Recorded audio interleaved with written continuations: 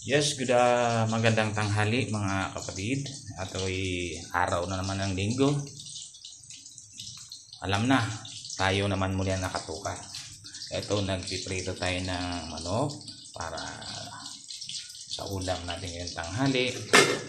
At ito naman ang sinabawan na yellowfin.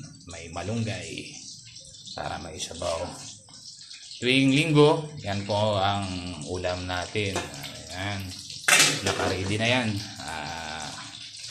Pagkaluto nito, tayo naman po ay paghahanda na ng pag-iain natin.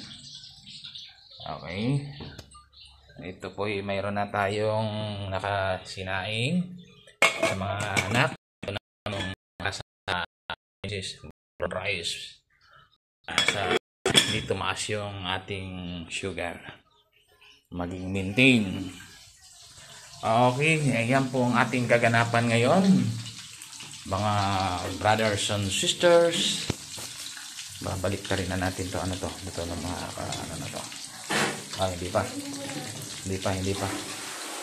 Okay, thank you.